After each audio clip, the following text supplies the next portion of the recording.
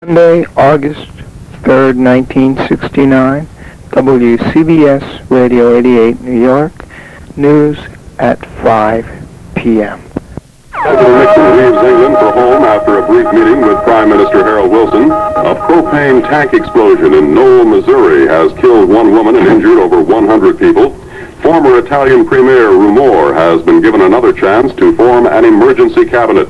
Labor lawyer Theodore Keel calls for fare increases on bridges and tunnels leading into Manhattan. Police say a 5-month-old Staten Island girl was killed by what they called a blunt object other than a human hand. And Brooklyn Democrat Emmanuel Seller will endorse his party's nominee, Mario Procaccino, for mayor. In a moment, details on world and national events from CBS News. I'll be back in 5 minutes with the latest regional reports and all other major stories as they develop. Also, in the next 30 minutes, Nassau County Executive Eugene Nickerson talks to WCBS newsman Paul McElroy about the problems of the Long Island Railroad. And we'll have a leisure report from outdoor editor Mark Sosin. When you hear the tone, it will be exactly 5 o'clock.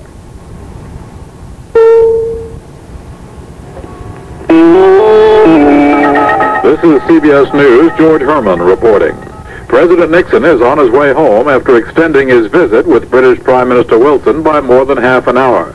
The president said he was convinced his trip had helped the peoples of the world in their desire to bring all nations closer together. The president, his 8-day trip might well prove to be historic. In their meetings, the two leaders talked informally, and Mr. Wilson said later that they covered a good deal of ground. In fact, he said, he felt they got through as much business in a little over an hour today as they did in 2 days last February. The reports from Romania are equally enthusiastic, but rather less detailed. President Nixon and Romania's Ceausescu issued no formal communique, but an official statement by White House officials later said the two men agreed to work for greater economic cooperation between our two countries. On the other side of the world, Mr. Nixon's Secretary of State, Rogers, said that the United States is seriously hoping for renewed talks with Red China in order to improve relations between Peking and Washington. Secretary Rogers said that Peking has been made aware that we are ready to talk, and he said we need only a signal from them to get started. In Vietnam, the lull in the ground war continues. Enemy sappers blew up a major road bridge 40 miles from Saigon. Our bombers and helicopter gunships continued their attacks on suspected enemy positions. The government of nearby Laos is interested in aerial support also, as we hear now from CBS News in Saigon, Don Webster reporting. The beleaguered army of neighboring Laos is asking for more American airstrikes to help it out. But military authorities in South Vietnam are skeptical they will get the aid they're seeking. The U.S. doesn't like to talk about its bombing raids into Laos, but according to one report, there are about 300 missions a day flown there, most of them bombing the Ho Chi Minh Trail, which is used as a supply route into the Vietnam War.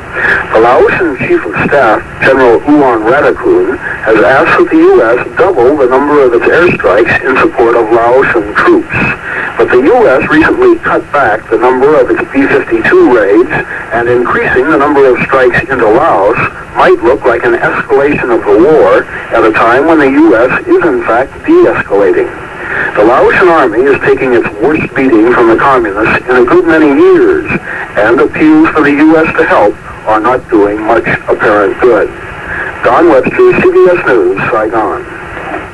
The government of Northern Ireland has told the people to stay off the streets this evening and has sent reinforced riot squads out through Belfast on patrol. But in spite of precautions and appeals for sanity, new riots have broken out. Yesterday's religious riots were the worst in 3 decades, and Protestant and Catholic groups are clashing with firebombs and motor vehicles again tonight. More news in a moment. I bought a red convertible to impress this girl. Nothing. Then I switched to Ultra Bright. Now we go for long walks. Anybody want to buy a convertible?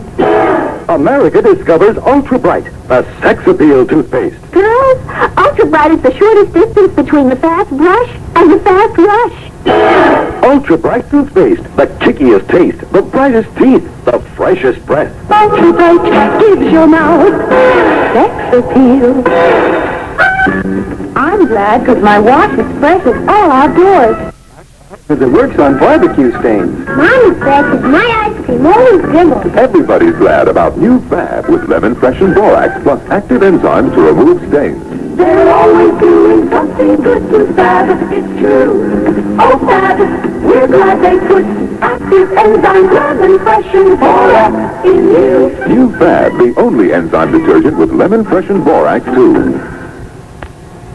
The White House staff, carrying out its usual courtesies to newsmen traveling with the president, distributed copies of texts of speeches exchanged between President Nixon and the British Prime Minister. Unhappily, there was a little slip-up. The texts listed the Prime Minister as Harold Macmillan, who left that job in 1963. White House aides put out a hastily corrected version and scurried out among the newsmen, trying to pick up the erroneous copies with the wrong name on the masthead.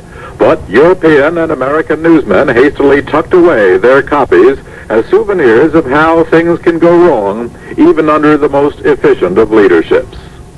That's the latest news. This is George Herman reporting from Washington. Local and regional news developments coming right up on News Radio 88. This is Bill Fan, WCBS time, 5 minutes past 5 o'clock.